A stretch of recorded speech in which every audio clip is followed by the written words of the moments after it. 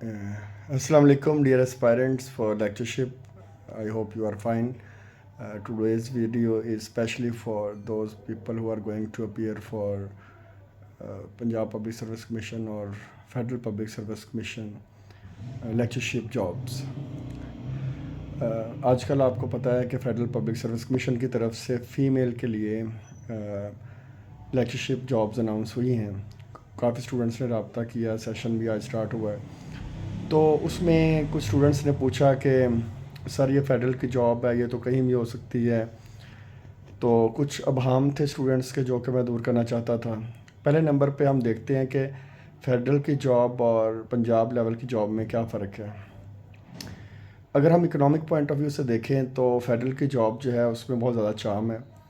जैसे एक छोटा सा डिफरेंस आपको मैं बताता हूँ कि जो पंजाब लेवल की जॉब है उसमें हाउस रेंट होता है, ओके, जो कि बड़ा ही माइनर सा होता है। और जो फेडरल की जॉब है उसमें बाकायदा तौर पे हाउस रिक्विजिशन होती है कि आप जो हाउस लेते हैं वो कोई 50 के अराउंड तो बन जाती है वो हाउस रिक्विजिशन, ओके। इसके अलावा एक चीज़ और याद रखें कि ये जो फेडरल की जॉब है इसमें अलाउंसेस का भी बड़ा फ़र्क है। फॉर एग्ज़ाम्पल 30%, 25% ये जो स्पेशल अलाउंस दिया गया था 2 साल पहले, उसमें जो फेडरल के एम्प्लॉयज़ थे उनको रनिंग बेसिक के ऊपर दिया गया था और जो पंजाब के एम्प्लॉयज़ थे उनको बेसिक इनिशियल बेसिक के ऊपर दिया गया था। तो ये तो थी इकोनॉमिक पॉइंट ऑफ व्यू से डिफरेंसेस।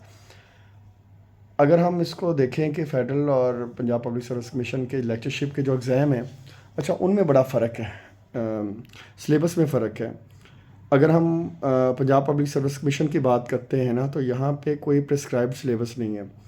यहाँ पे आपको 80% सब्जेक्ट कह दिया जाता है, 20% जो है वो जनरल नॉलेज के क्वेश्चन जो है वो आते हैं। तो ये सिंपल फार्मूला है उनका। और उस सब्जेक्ट वाइज में जो 80% सब्जेक्ट के हैं उसमें literature, linguistics, grammar, each and everything is mention there, okay.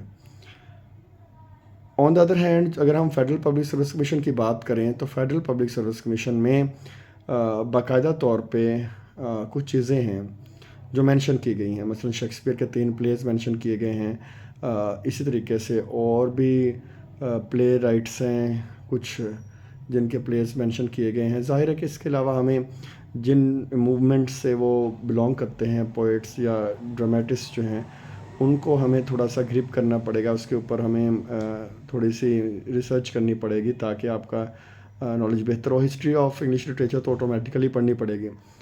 तो जो फेडरल है उसके 3 पार्ट्स हैं। फेडरल पब्लिक सर्विस कमीशन के जो लेक्चरशिप का एग्ज़ाम है वो बाकायदा तौर पे 3 पार्ट्स पे जो है वो मुश्तमिल है।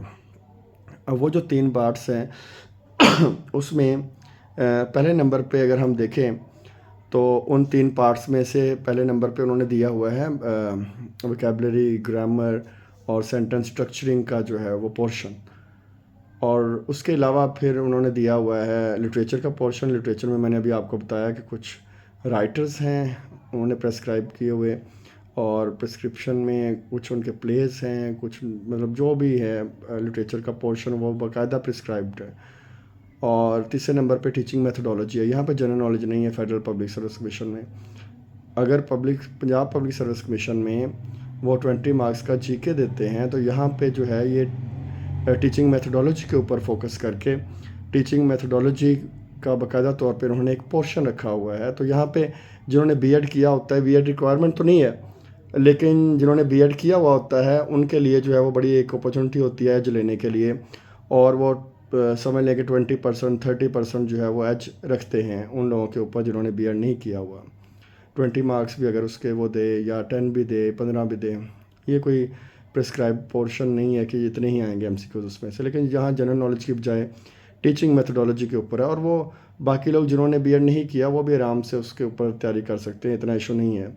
तो ये बेसिक डिफरेंस है सिलेबस का जो पंजाब पब्लिक सर्विस कमीशन का है और फेडरल पब्लिक सर्विस कमीशन का है। अब दोनों की तैयारी जो है उसका पैटर्न भी डिफरेंट है, और ऑटोमेटिकली आपको जो है वो पंजाब पब्लिक सर्विस कमीशन की तैयारी के लिए डिफरेंट अप्रोच अपनाना पड़ेगी, और फेडरल पब्लिक सर्विस कमीशन की तरफ से जो है तैयारी करने के लिए डिफरेंट अप्रोच जो है वो अपनाना पड़ेगी। तो ये छोटी सी वीडियो जो है वो लेक्चरशिप एस्पायरेंट के लिए एस्पायरेंट्स के लिए है, जो कि बार बार मुझसे पूछ रहे थे कि सर ये फ़ेडरल की जॉब्स हैं, इनका क्राइटेरिया क्या है, इसका सिलेबस क्या है। तो बाकायदा तौर पे इसका प्रेस्क्राइब्ड सिलेबस है। पीपीएससी की तरह ये नहीं है कि लिटरेचर जो है वो कहीं से आ जाए। यहाँ पे लिटरेचर के बाकायदा तौर पे बुक्स जो है वो मेंशन की गई हैं।